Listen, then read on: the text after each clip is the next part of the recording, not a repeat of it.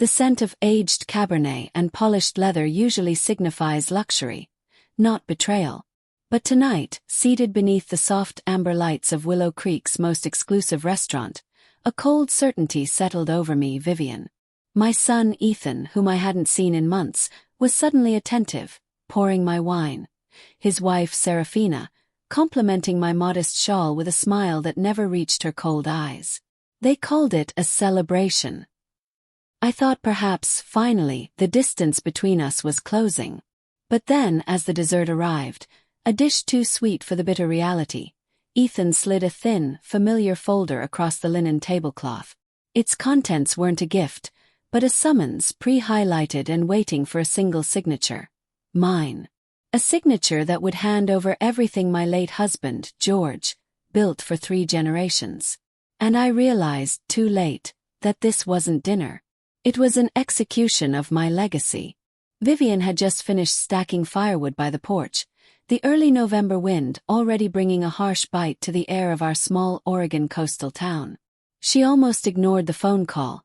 Most days it was just the pharmacist or the ladies from the church. But this time it was Ethan. His voice, usually clipped and rushed, was softer than usual, almost casual. He said he and Serafina thought it would be nice to treat her to dinner. Just the 3 of them. Vivian paused. Ethan never suggested things like that. He was perpetually busy, perpetually distracted. And Serafina, well, she wasn't unkind, but she was distant, an iciness that never seemed to thaw, no matter how many holidays they shared. Yet, the invitation compelled her to say yes. Maybe it was the pervasive loneliness that had settled in like dust on the old quilt at the foot of her bed. Or perhaps it was that persistent, foolish flicker of hope, the desire that her child finally wanted to see her not as a burden, but as family. They picked her up just before sunset. Ethan wore a crisp wool coat, while Serafina was draped in one of those camel-toned wrap jackets she always wore like armor. The restaurant was warm with soft amber light, polished wood, and the weight of real silverware. Vivian hadn't been anywhere this nice in years. Ethan opened the door for her. Serafina took her coat with a smile that felt unusually warm, even complimenting her scarf. For a fleeting moment, Vivian allowed herself to believe this was real, that something had genuinely shifted. They settled at a corner table. Ethan poured her wine himself, full to the brim, insisting it was a celebration, despite Vivian's preference for water and her known reluctance to drink. She thanked him and sipped, but noticed his smile didn't quite reach his eyes. Serafina sat across from her, employing that familiar mild expression she used when she wanted something, warm enough to seem polite, distant enough to keep Vivian guessing. As the starters arrived, a beet salad followed by a creamy soup, Serafina leaned in, her voice soft like a blanket, and asked how Vivian was sleeping. Vivian told her a partial truth. The nights were quiet, sometimes too quiet. Ethan mostly let his wife handle the conversation, focusing intently on the menu, discussing wine pairings and suggesting dessert. Their coordinated behavior was strange, a silent rhythm in the way their eyes met, like collaborators passing notes during class. By the time the main course arrived, braised lamb and roasted root vegetables, Serafina's tone grew cheerful, almost excited. She asked if Vivian had visited the Bay Shore recently. Vivian replied, "Not since late summer," and Serafina nodded, seemingly pleased. Then the true motive began to unfold. Serafina turned to Ethan and stated, "It would be such a lovely location for small events, weddings, retreats, wellness weekends." Vivian watched Ethan cut his meat into slow, even bites. Serafina continued, talking about the natural lighting and how the old cabin could be restored to its full potential. She mentioned a friend in Portland who ran a boutique hospitality firm. Finally, she smiled at Vivian and offered the punchline. The land was a gift, and gifts should be shared. Vivian placed her fork down. Something inside her went completely silent. When the dessert arrived, a rich chocolate tart, Ethan pulled a folder from his coat pocket. The papers were neat, clipped, and pre-highlighted. He spoke plainly, saying they had consulted a few professionals just to get ideas. If she signed now, they could start the process early. No pressure, of course, Serafina quickly added.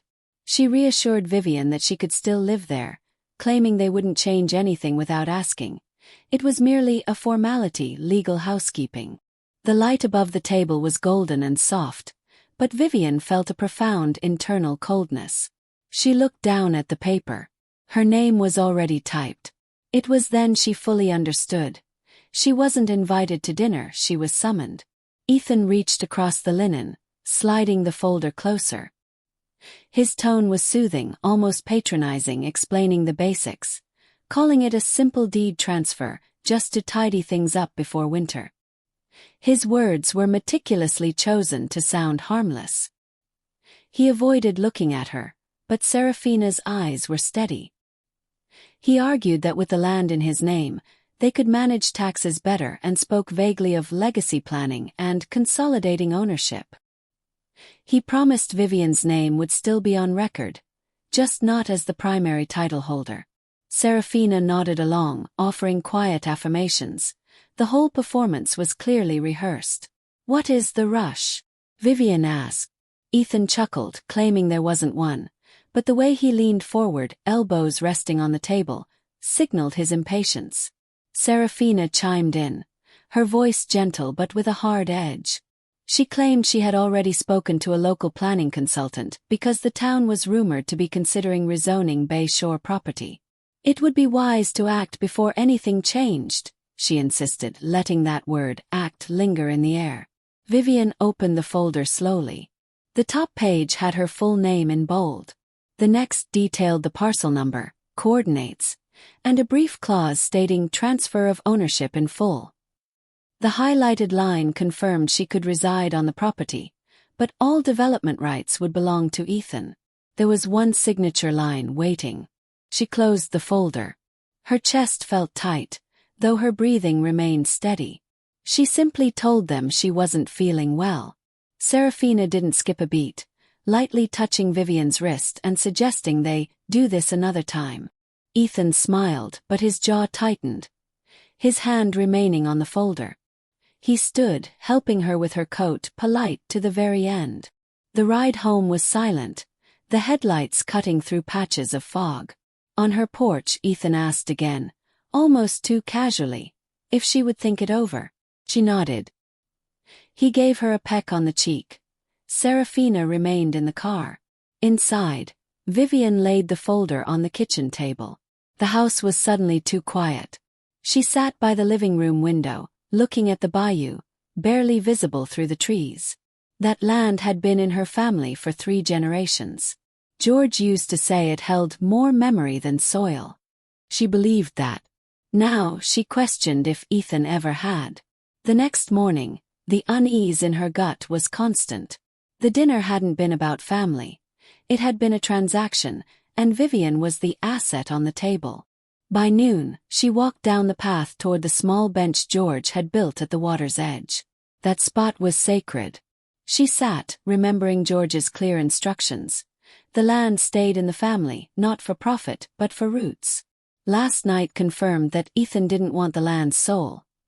He wanted its yield, its market value. When Vivian returned inside, she passed the hall where the family photos were kept. She paused. One small framed picture was missing. It was an old photo Ethan had taken years ago of her holding a basket of bay flowers. She checked the spare frame drawer. It wasn't there. The photo was gone, just like the part of her they no longer found useful. 2 days later, she visited Ethan and Serafina's house, dropping off a box of old kitchen tins Ethan had loved as a boy.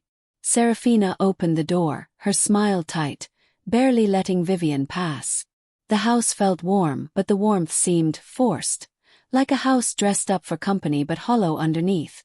In the hallway, Vivian stopped short. There was a new, glossy family collage, prints perfectly arranged. A trip to the bayou, a birthday party. Ethan was central in most photos, his arm around Serafina. They looked whole, but Vivian was absent from every single frame. Her place was gone, like I had never been part of the frame. Serafina murmured something about printing them last week as a holiday surprise. Her voice held no apology, no acknowledgement of Vivian's absence. As she left, she saw a small gift pile near the fireplace. One box had a tag addressed to Grandma, written by one of the children, and a card scribbled in crayon that read, "Miss you." She almost cried, but instead straightened her posture and walked back to her car. Pulling out of the driveway, she passed a sign for a local Thanksgiving event. It struck her. She hadn't been invited this year. Her absence was not a mistake. It was an erasure, a clear decision. That night, Vivian opened her old photo album, the real one, full of crooked smiles and smudged edges. She found the picture they had removed. Her and Ethan on the dock when he was 8, holding a frog, eyes wide with joy. She framed it and placed it by the front window, where the afternoon light would hit it, a place where no one could take it down. It was time to remember what was real, even if they didn't. A few mornings later, as Vivian swept the porch, she heard a voice, low and urgent, carried on the wind through the kitchen window. It was Serafina, pacing along the gravel path that bordered her neighbor's hedge, talking loudly on her phone. She must have assumed Vivian was out, or perhaps she simply didn't care. Serafina's voice was crisp, clipped. She was discussing permits, investors, and something she called the Coastal Zenith Retreat at the Bay Shore. She spoke the words as if they were already established facts. Vivian moved quietly to the window, heart pounding. Serafina mentioned the last parcel, Vivian's land. "Once that's signed over, we can move forward. It's the final piece," she declared. Vivian stood frozen. This confirmed it. The dinner, the photos, the children's untouched gift. It was all a setup, a performance intended to soften her resolve and ease her into giving up the only thing she had left. They were using her own memories to market their project. Serafina continued, speaking of branding. "It's perfect. Vivian used to run the women's circle. She hosted summer workshops for girls. We'll play that up for grant money. Legacy empowerment makes it more appealing to funders." She had done her research. She planned to use Vivian's name, her history, and her life's work to pave over the truth.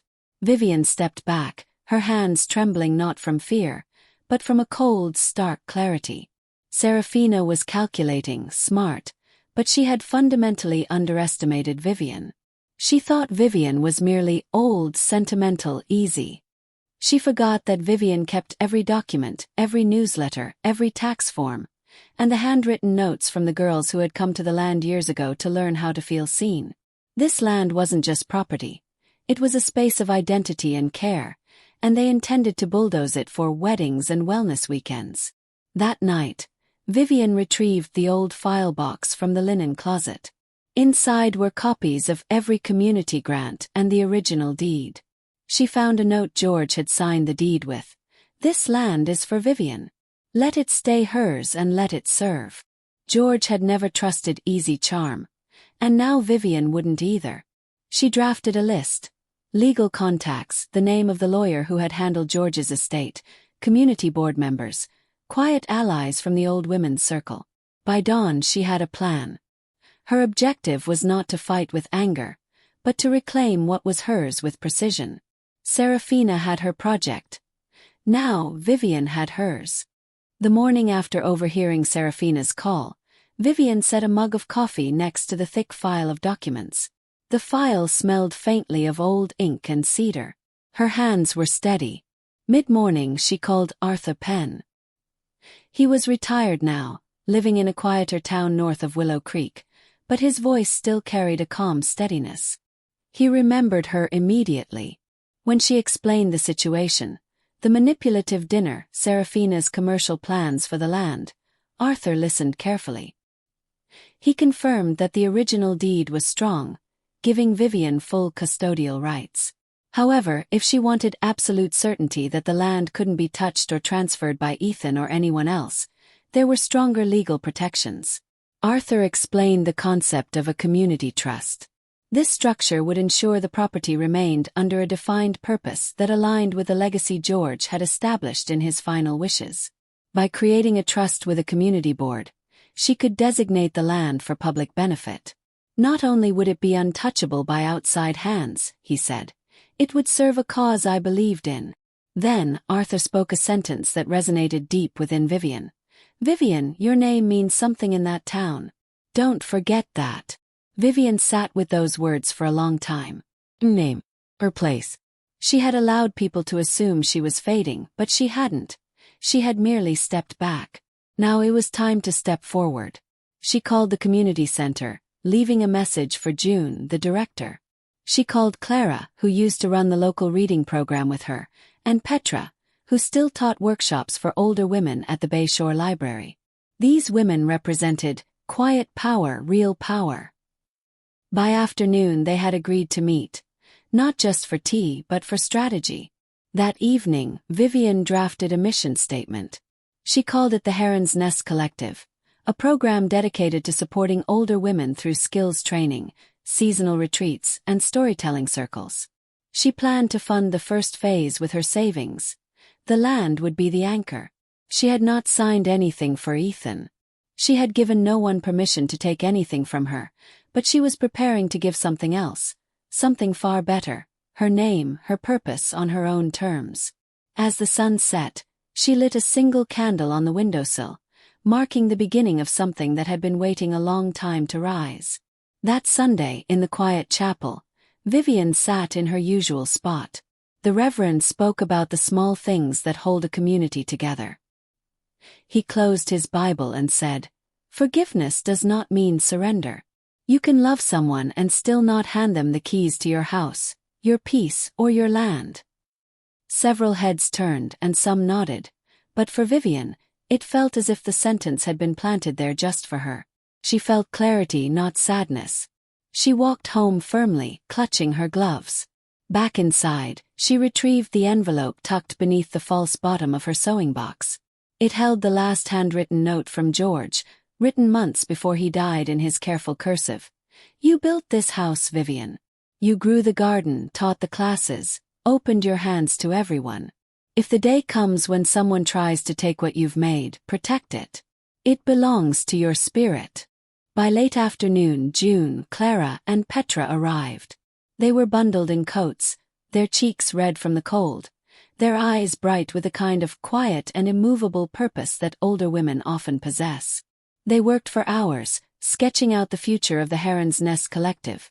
Writing circles, cooking classes, retreats for women in their 50s and older. The land would not be sold. It would be shared wisely, with intention. Looking around the table, Vivian realized these weren't just old friends. They were builders, believers, and protectors. For the first time in a long while, she didn't feel outnumbered. She felt rooted. She knew that keeping the land safe was also about keeping something sacred alive in her. It was a quiet Thursday afternoon when Ethan and Serafina showed up unannounced. Vivian saw their car pull into the gravel path, the tires crackling sharply on the frost-dusted driveway. She wiped her hands on a dish towel, her heart calm and steady. They walked in with polished smiles and a practiced cheer that felt excessive for people who had recently tried to corner her at a dinner table. Serafina wore a fur-trimmed crimson coat and carried a leather binder. Ethan kept his hands buried in his pockets, looking like a boy awaiting forgiveness he didn't believe he needed. They sat on the couch while Vivian remained in her usual armchair near the window. The room smelled of simmering lentils and pine cleaner. Serafina opened her binder, speaking smoothly, too smoothly, about potential investors, tax benefits, and the projected returns from converting the Bayshore property into a boutique retreat. She laid out color-coded charts and maps.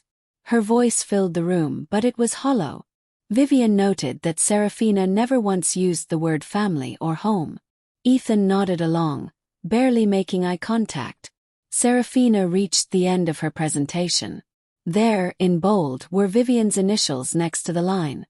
Property owner approval signature required. Serafina looked up and smiled as if the deal were already sealed. Vivian didn't touch the papers. She didn't even lean forward. She simply reached down beside her chair, opened a manila envelope, and took out a single sheet of paper. "This is from my lawyer," Vivian said, her voice steady. "Arthur Penn." She paused just long enough for Serafina's smile to falter. "It confirms that the Bayshore property now belongs to the Heron's Nest Collective." I am no longer the sole owner, and the foundation does not intend to sell. Serafina's face froze. She blinked once, struggling to process the information. Ethan leaned forward, his voice soft and unsure. Vivian, but why? Why didn't you talk to us about this first? Vivian looked at him, feeling the final vestiges of old ache dissolve. Because I did talk to you both that night, and you made it clear that what you wanted had nothing to do with me. This land was never meant to be turned into something for profit. It was meant to outlive us with dignity. Serafina closed her binder without a word. Her cheeks flushed, not from embarrassment, but from fury barely contained. She stood up first. Ethan followed more slowly, his eyes fixed on the floor. They walked out without saying goodbye. Vivian didn't watch them leave. She picked up the papers Serafina had left on the coffee table, glanced through the slick charts, and slipped them into the fireplace. The flames caught quickly, curling the corners inward like dried leaves. She stood until only blackened ash remained. Outside, the wind picked up, carrying the cold through the trees, but inside, Vivian felt warm. It was not the warmth of victory, but the profound heat of self-acceptance. She had stopped waiting for them to understand her. She had finally made peace with being misunderstood. For the first time, the house felt fully and truly hers. The morning of the Heron's Nest collective launch, the bayou was quiet, draped in a gentle mist. The surface was mirrored, reflecting the gray sky, still and wide. Vivian stood on the wraparound porch with a cup of black coffee, listening to the silence. For once it felt earned, not heavy. The event was small and intimate, exactly as Vivian had requested. A few community members, women from the senior center, the local pastor, and Arthur Penn, the lawyer who helped her bring it all together. There were no banners or photographers, just folding chairs set up beneath the sycamore tree, facing a small wooden platform looking out toward the water. People began arriving around 10 o'clock. Women she had taught budgeting classes 2 years ago, a retired librarian who ran the adult literacy program, a widow whose children had moved far away. They hugged, they smiled, and some eyes were already damp before Vivian even spoke. She stepped behind the simple podium. I suppose you're all wondering why I'm standing up here instead of sitting quietly at home, she said, drawing a few gentle chuckles. The truth is, I spent a long time waiting for the people closest to me to understand what truly mattered. But what I learned slowly and painfully is that sometimes you must stop waiting. You start building, even if it's only for yourself. She paused, looking toward the water. This land was never meant to be a business deal. It was meant to be a place where something good can grow. So today we begin the Heron's Nest Collective. Its first purpose will be to fund programs that support women in their later years. Housing assistance, skills training, whatever gives us back some control in a world that often forgets we exist. She concluded, I'm not handing this over to someone else's legacy. I'm keeping it where it belongs, with those of us who still believe in second chances, no matter how old we are. The applause rose softly, then became louder. It was the kind of applause that settled deep, like pulling a warm coat tight on a cold day. Afterward they shared soup and cornbread. There were stories and laughter. They felt whole and bold. The bayou sat quiet, bearing witness. Vivian didn't think about Ethan or Serafina once. That day was about those who chose to be there, and about the fact that Vivian had finally chosen herself. A quiet Thursday morning dawned several weeks later. Vivian saw the local paper folded on her porch bench. She didn't expect news, but there on the front page was Serafina's name. The headline was stark: Coastal Zenith Retreat Project Collapses Amid Funding Loss and Community Backlash. She read it twice. Beneath the title was a photo of Serafina. Perfect posture, camera-ready half-smile, but in black and white, she looked smaller, distant. The article detailed how the proposed boutique lakefront retreat failed to secure enough private investment. Community members had raised concerns about environmental impact, land ethics, and dishonesty surrounding the property's history. Vivian folded the paper slowly and went inside. She didn't feel triumphant. There was just stillness, and a quiet confirmation that the choices she made mattered, even if they went unseen. Later, sitting in her armchair, the one where she used to read to Ethan when he was small, she reached for her journal. Across the top of a blank page, she wrote one sentence: "I am not someone you erase." She set the pen down and smiled, not proudly but wholly. She placed a small, worn wooden mirror, a yard sale find, on the tea table beside her chair. Every morning since, she has looked into that mirror, not to check her hair or see how old she has grown, but to ask a simple, quiet question. Did I live today with truth? Did I show up for myself the way I wished others had? The house has grown peaceful again. The silence no longer feels empty. It breathes and holds space for memory and new beginnings. The land is no longer just something to protect, but something vital to share. The women who gather at the Heron's Nest Collective come with stories of loss, of reinvention, and of finding their way back to themselves. Ethan hasn't called, and Serafina has vanished from town functions.